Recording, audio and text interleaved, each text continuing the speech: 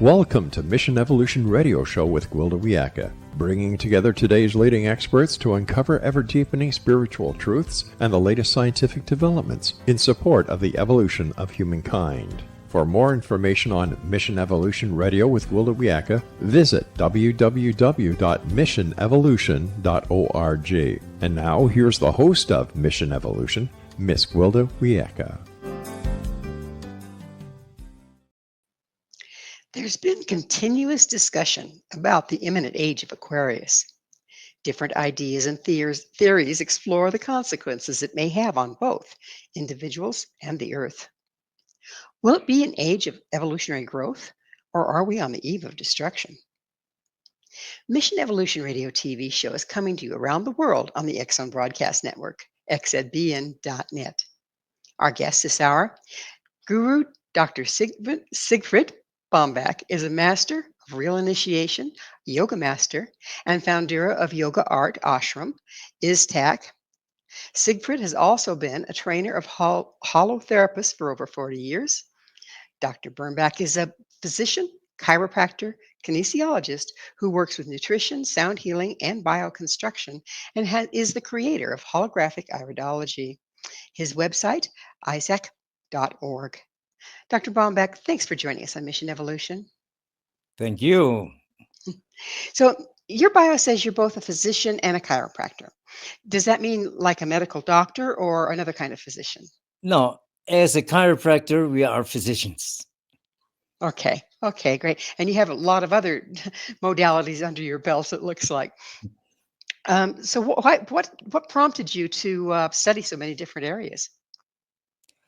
Well, maybe I am a curious guy because, in Germany, an aunt of mine, she gave me a book when I was about 18 about yoga. And she said, it didn't work for me, but you're a little bit strange, so may it work for you. And it did work for me. And that was when I started with the practice of yoga while I was studying physiotherapy. And it really caught me. And then I looked for, someday I needed to find somebody who teaches me, a master. And also the book said, it's good that a yogi would be a vegetarian. So I said, yeah, one day I will. And so I was practicing yoga for 8 years. And then I came to the United States and I was always waiting. And there came masters from India, like Yogi Bhajan and Muktananda and different masters. And I always looked them up. With some of them, with Yogi Bhajan, I had a lot of interaction, in fact, in time, even though I didn't join the group. But then I found an organization which had initiatic schools and the Supreme Order of Aquarius. And it was their main place in Mexico. And that's what I really started, moving out and trying to learn so many more other things around health and consciousness and, just the art of living free. So what does it mean to be a guru and a master of initiation? Well, first of all, initiation can be interpreted in so many ways, but it's really very simple because all of us, an adult who searches for understanding life is already somehow entering in the process of initiation because it's an eternal looking for answers, even though finding many answers, but it's exploring the world, exploring the mysteries of life. And now we can do it better in groups when we assist each other and we reflect to each other. And it also is to learn on all levels of our being, on the physical, on the emotional, on the mental, and on the spiritual level.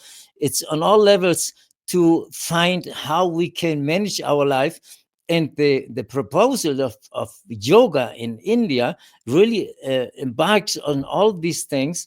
And in India, a guru is a master who teaches his disciples the practices of different ways of yoga. But that is not the only way, because initiation is like we could say, the essence, the synthesis which is beyond religions, which is it's not another religion. It's just to try to really understand what is behind, what is the essence of all religion and traditions and all philosophies in a way. So are you, by initiation, it's like you're stepping out of the dogma and starting to look for truth? Absolutely, yeah. Because dogma, what is dogma? Dogma is that there is some uh, master, some avatar, like a Christ, like a Buddha, like a Krishna, who have given teachings to the world. But then we come and we take the teachings and we interpret them, which is okay because we can only do that what we can understand. But then the dogma comes when somebody who interprets a teaching says what it means is this. So that's why we have today 20,000 different religious Christian sects, each one saying, I'm have the right thing there.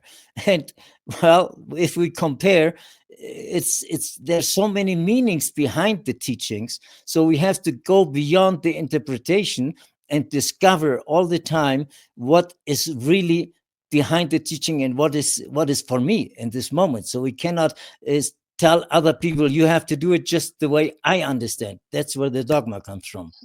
So if all the religions, they were kind of enigmatic in certain ways, and you could interpret them a thousand different ways. Was that because there was a need for flexibility because things change so rapidly?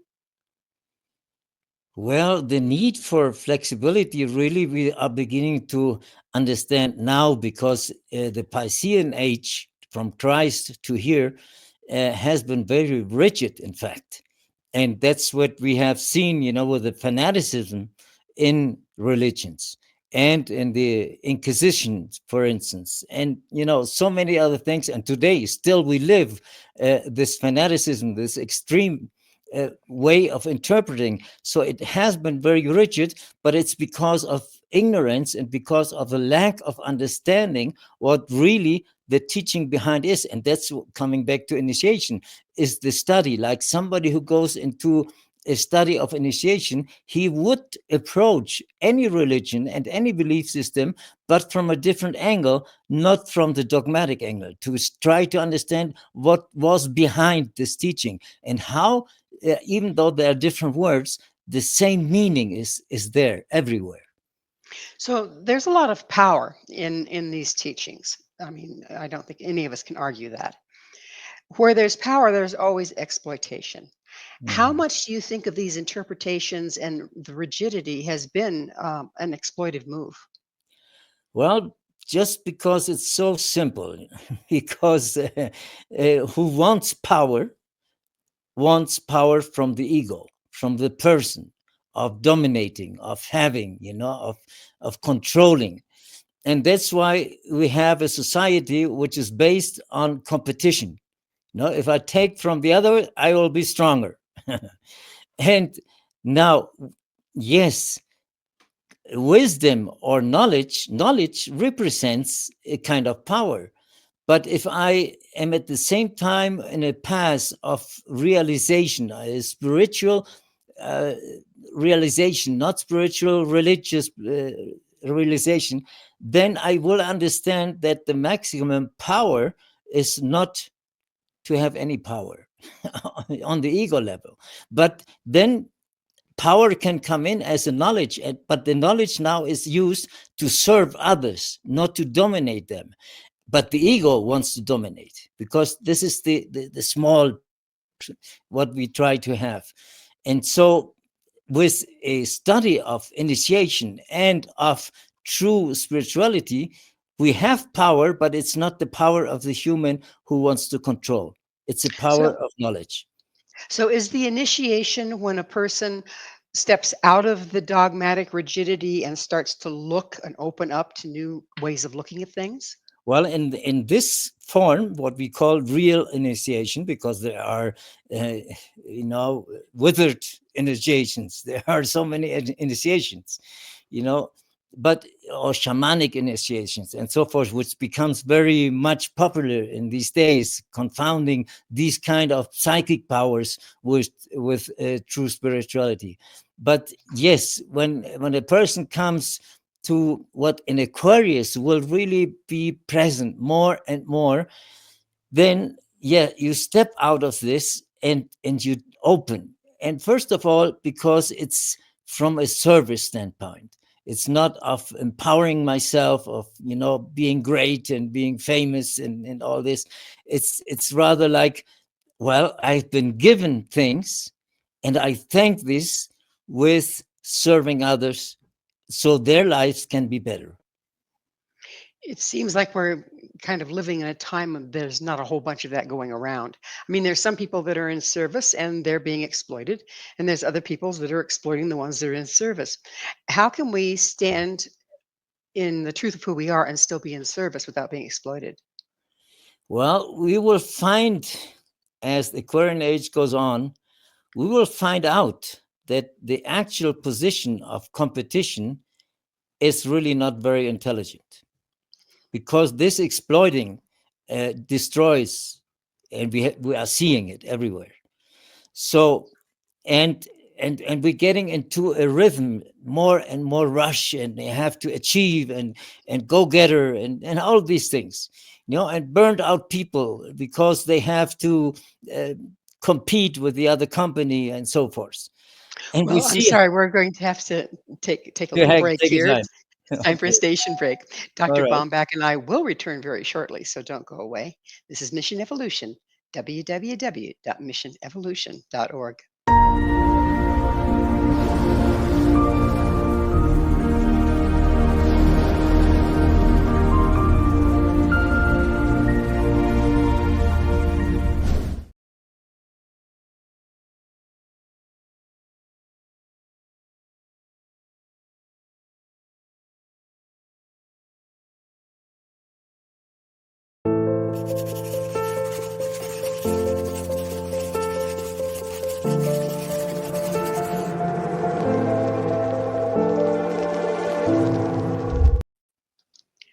What is all the hype about the age of Aquarius? With us this hour discussing entering a new age is Dr. Siegfried Baumbach. His website, IZTAC.org. Dr. Baumbach, many say we are entering into a new age. What's this based on? Well, it's an astronomical fact, because the Earth has many movements. 13 are known. I only know 3. But the first one we all know, it revolves around its own axle. The second one, it moves around the sun. And the third one, while it does so, the axle describes a kind of a circle, not exactly a circle, more oval. And to fulfill this whole round, it's 26,000 years. And if we divide that in 12, we have about 2,160 years, even though each sign is a little bit different. So it's, first of all, So yeah, 12 because of the signs of the zodiac, the 12 signs of the yeah, zodiac. because there are 30 degrees, it's 360 degrees the whole round, but each sign has about 30 degrees, but because of their position, some can vary a little bit. So, and we had 1,948 years from the last age, which was the Piscean age, from Christ to 1948, when the Aquarian age started. But yes, it is a transition, so it comes in slowly. And now is the interpretation of, on the astrological level, what it means to be in Pisces, or what it means to be in Aquarius. And also the Aquarius in this astrology is in the 11th house. So there are many aspects that define an age. And so we can understand now in what historic times we are living right now, and therefore understand that, yeah, even though everything looks like we're going towards destruction, really there is a possibility of a very different, in fact, many sages have said this is the age of Aquarius, which is the golden age for humanity, because now the human being can awaken in their consciousness, and that's what mission evolution is all about, so that's what we have to unite all over the planet with any effort that helps to create more consciousness, because Aquarius has the keyword to know. So if we're talking about the ages, the different ages, and apparently we're in a different place in the galaxy or in the scheme of things with each age, they're different. And is that difference create a different frequency by which it supports different activities on the planet? Yes, it does create a different frequency, and this gives us a possibility of aligning with this frequency. And then the things that the frequencies that we're leaving are no longer supported. Is that why we're seeing all this chaos? Right, because Piscean age was dominated by the element water. Water is the emotional body, is suffering, is blood, is violence, is many things. And also the key word for Pisces is I believe. And so the belief systems and the dogmas were typical of Pisces. We are still in the transition, so we see still a lot of it, and we see still a lot of this pyramidal domination in governments and in enterprises and so forth. But we are entering in the Aquarian age, where the keyword is I know, and also the aspect is the synthesis, the integration, the creativity instead of the competition. And so these are the possibilities, even though we do have to develop them consciously among us.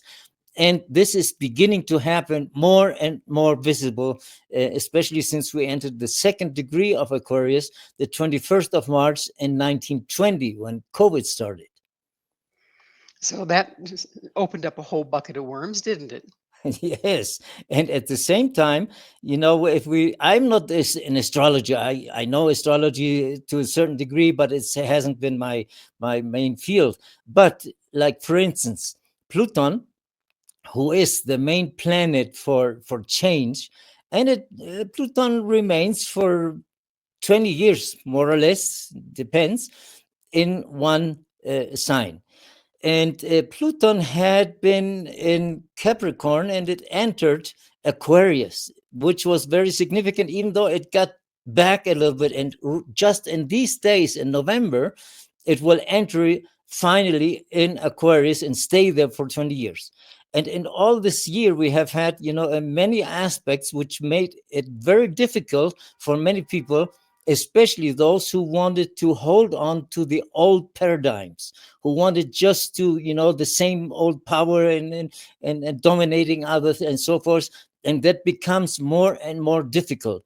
So we could say it's like those who are already asking the questions about what is really the meaning of life, and are really also sincere in wanting to have the answers, they can get it, because nowadays through the internet we have so many possibilities of courses and everything. So the knowledge is there. It is just one has to be ready to receive it and to understand it. And that is what is beginning to happen. And that is what will change also our attitudes among each other. So people that are trying to hold on to the old way because it's been working for them, more or less, Yeah. are under increasing pressure. Is that why we're seeing some of this volatility right now? Yes, because if we talk about evolution, we obviously talk not about just the physical evolution of the species and so forth. In the human being, we talk about the evolution of the mind and of the consciousness. And of course, if we ask the question about what is really the meaning and the sense of life, then we will see that the sense of life is not only in I have to survive. There's just one first aspect. And that's where most of the people are, in the survival mood. I mean, we are all in there somehow. But then the next step is the self-gratification. I want to have more and the best and pleasures, and it's all fine. But that's where we get stuck. And then there's a third part when the people say, what? But this, even I have everything and it really doesn't make me so happy. Now they ask, so what is there? What else is there?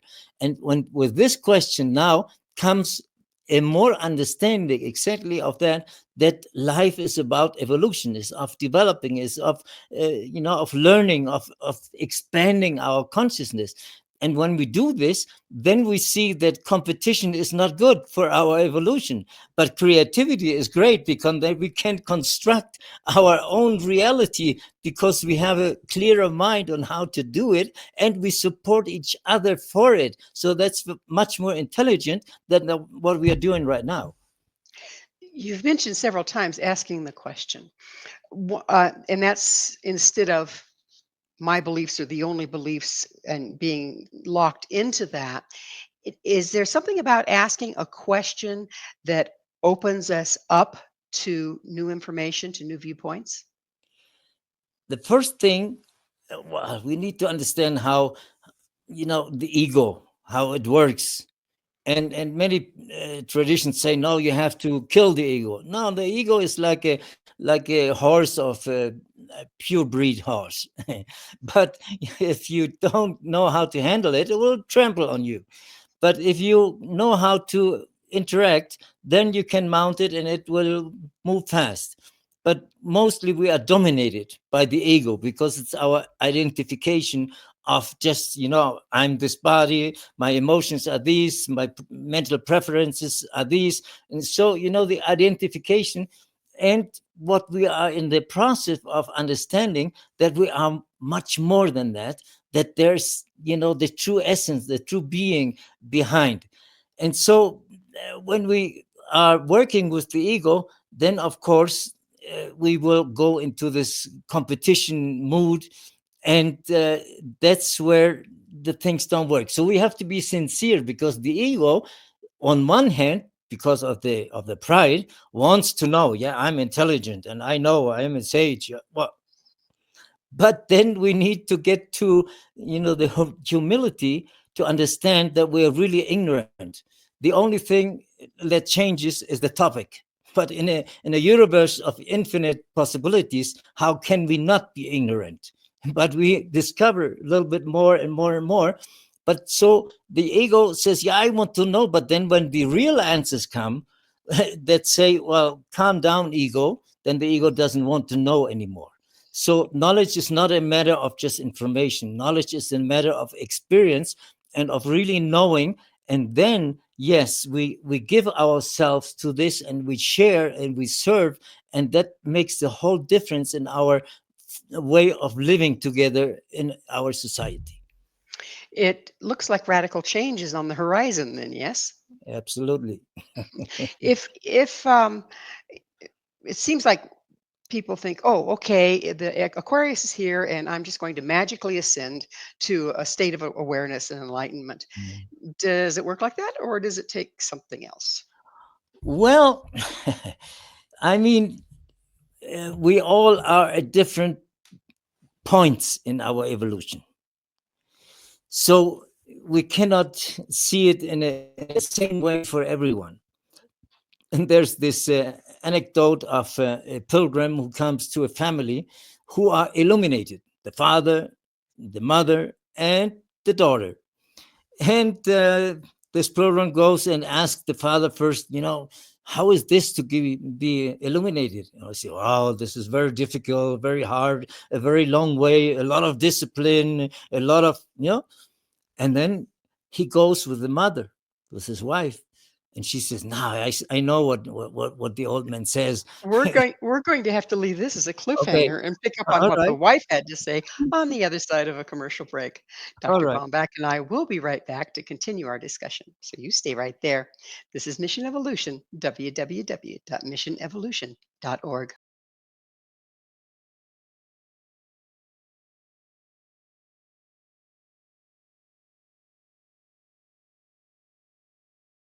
Is your consciousness awakening? This is Mission Evolution, missionevolution.org. With us discussing an evolution of consciousness is Siegfried Baumbach. His website, IZTAC.org. Dr. Baumbach, we were in the middle, and I had to leave it as a cliffhanger of a parable of sorts that you were telling us about enlightenment. Would you kind of catch us up and then go forward? Yes, we said that the man says it was very difficult and hard, a lot of discipline and a long road, because the question was, how can this happen? Is it fast, easy, quick?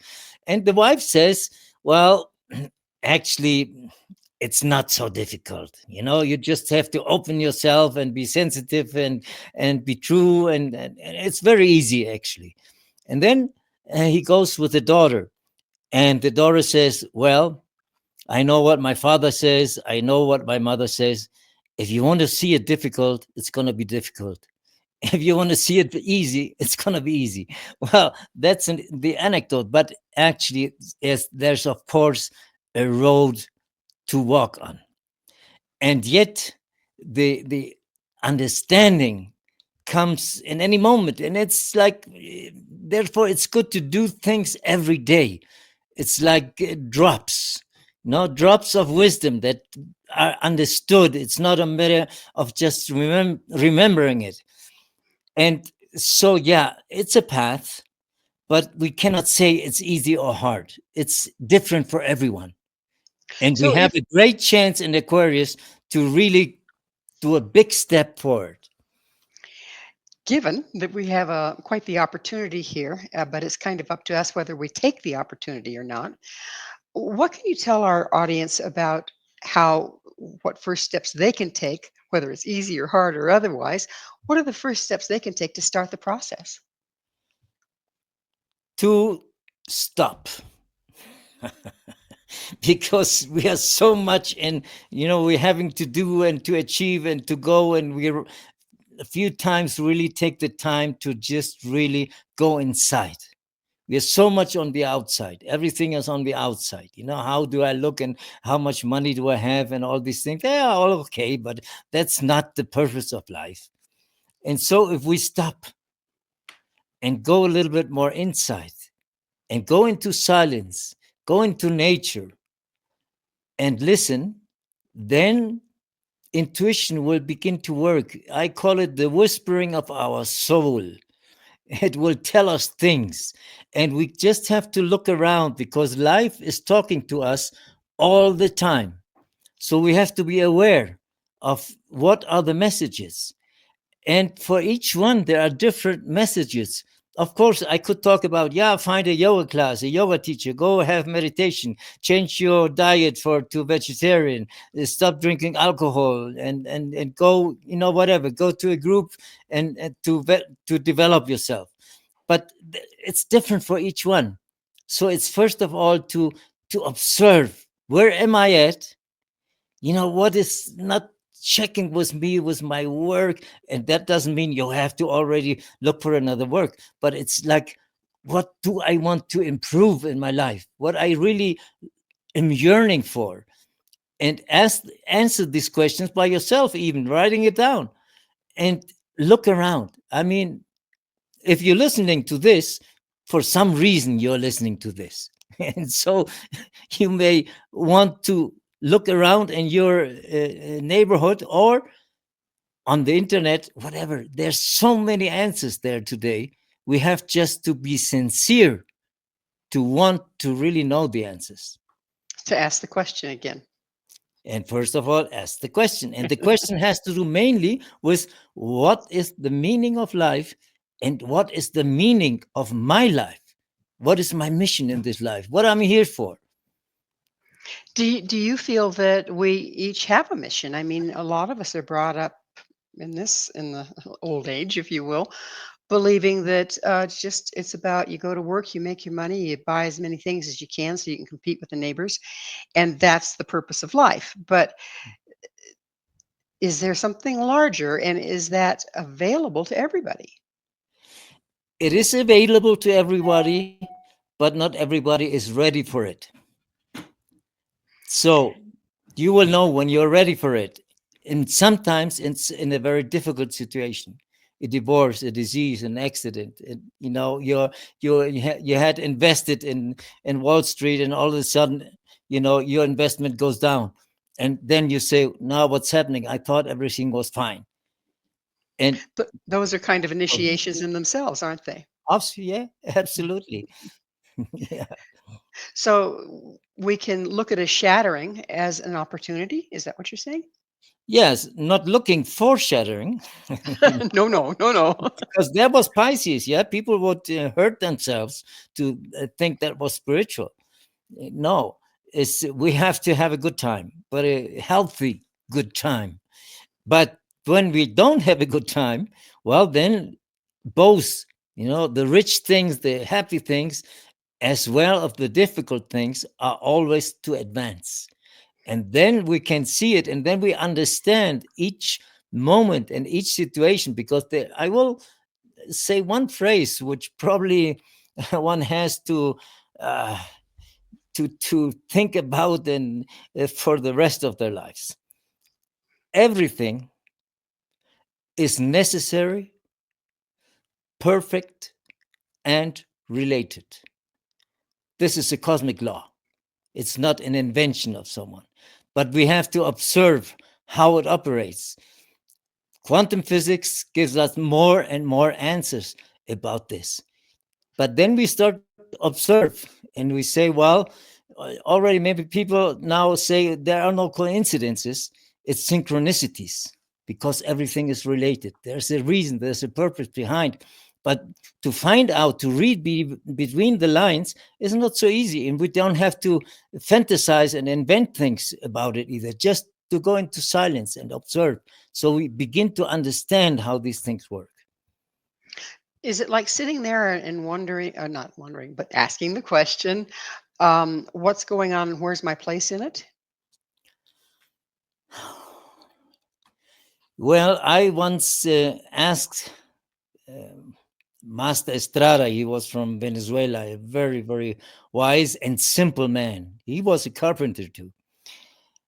And I said, Master, how can I know what is my mission of my life? And he would, like, we have these beards. I did have it not because now of the guru. I had it always. It's a whole different story. But the beards are like antennas. And he would strike his beard, and he said, well, son, what you're doing right now, that's your mission. So, everyone is in the right place, even though we are walking on. So we have to look around where we are, what we're doing, why we are doing this, and at the same time look at where I'm going to, what is forward and up instead of back and down. Do you feel that we have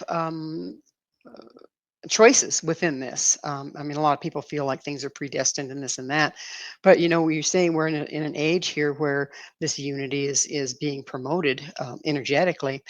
But do we have personal choices to make in order to cooperate with it? Yeah, that's one of the the great divine paradox, because the predestination and the free choice seem to be opposites. How can I have free choice if there's predestination?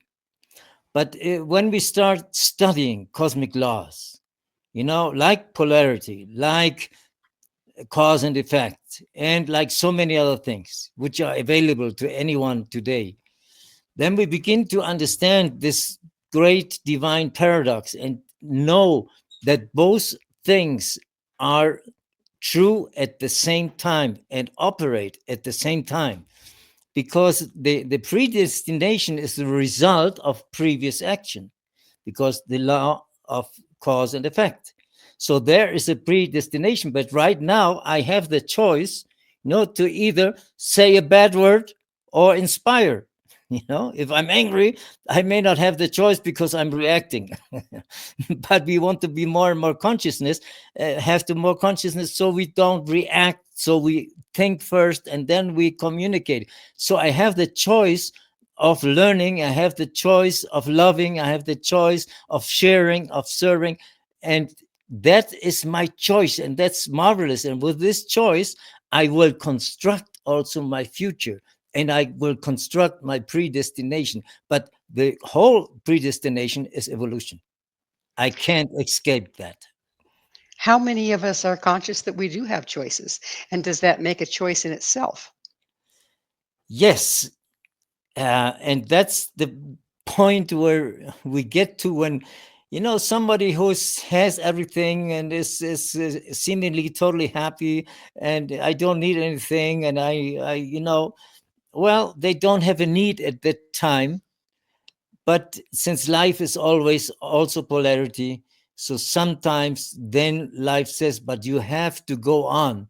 You cannot just stay where you are, where you're all satisfied and looking like everything is okay, because you have to go on. And so things happen. And when things happen, people begin to ask deeper questions, especially in the health field. I have been seeing this so much. I just had a few friends who had severe accidents with motorbikes, close to death. And yes, we were in contact with them. And besides the energetic support, it was like, now that you're conscious again, ask the question, what's the real meaning behind it? If you understand that, then your cure is closer at hand, and then you will take the opportunity of making another choice, rather than just, I want to get drunk and I want to have whatever. Well, it's that time again. We're going to have to take another station break. Please stay with us. This is Dr. Baumbach, and I continue to explore tools to aid evolution. This is Mission Evolution, missionevolution.org.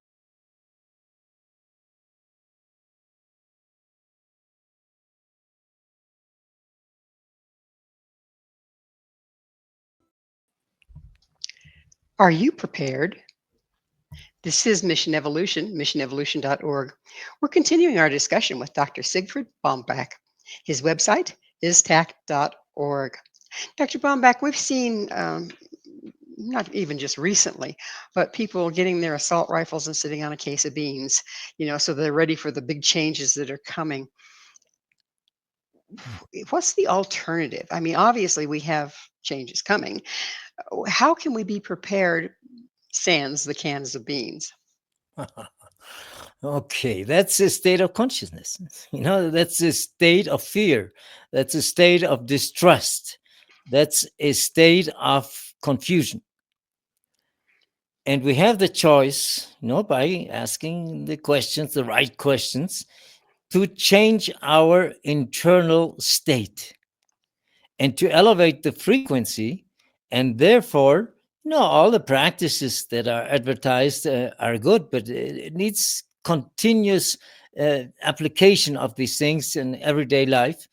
And then people, the main sign of having more consciousness is having trust in the unknown part of the life. And if I have trust, and then fear begins to disappear, because I begin to understand more and more what life is all about, and how it works, and how the cosmic laws work, and how I do attract to myself whatever is happening in my mind. And so if I am sitting here and waiting for somebody to take away from me, he will surely come. But if I am confident and I don't fear, and I know a little bit more about what the whole thing of life and death is all about, and I can substitute fear by knowing, and therefore by understanding and by tolerance, I will create my own world where I'm not waiting for anybody to do things, even though we are not exempt. It may happen, but I'm not thinking about it all the time. I'm not preparing for this. I put my mind on how can I serve the other person so they have more well-being, more knowledge, more peace in their hearts, and then my world is changing. So there's a personal benefit to it, because I can change internally. And I mean, it doesn't happen right away. But if you keep in this direction, and that's spirituality in the New Age, if you keep in this direction of connection with yourself, with your insight, with the other people, with nature, with the divine, then this will manifest in our lives and we don't have to worry about it. And more people will get into the frequencies.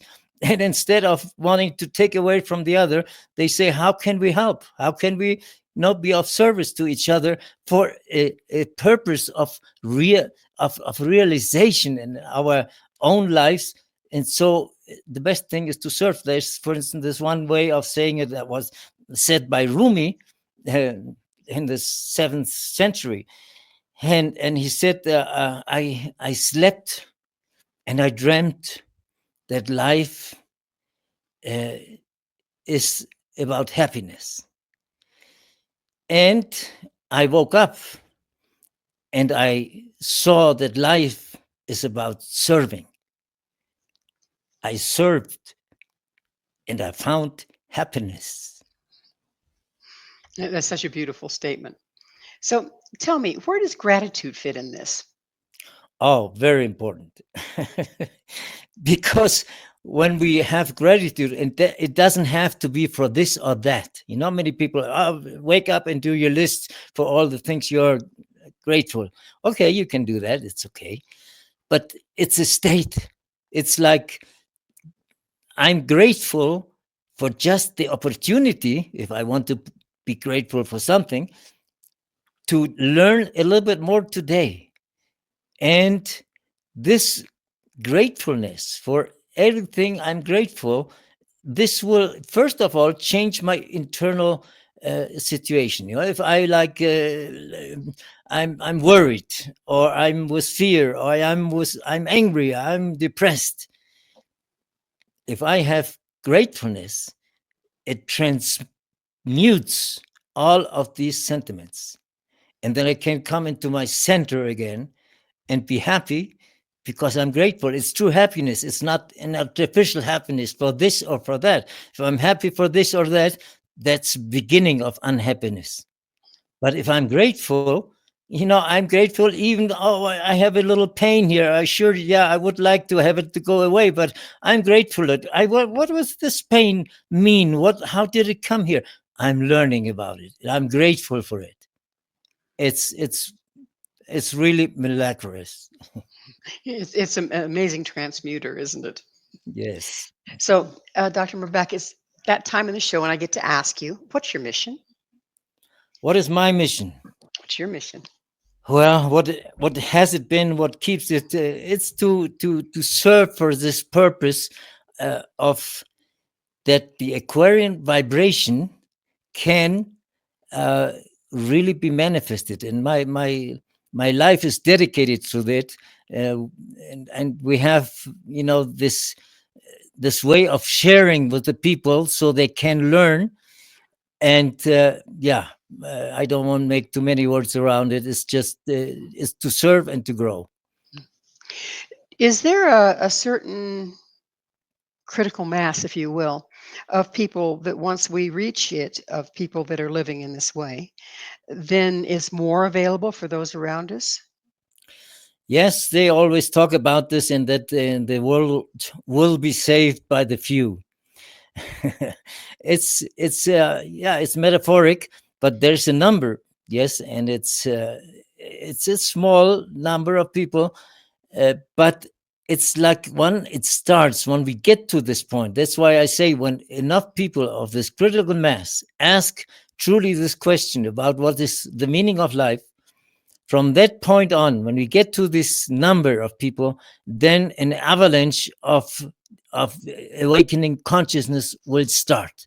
And that's where we can see that even the scientific predictions that we cannot resolve climate change anymore, it's too late because the train is already downhill and so forth.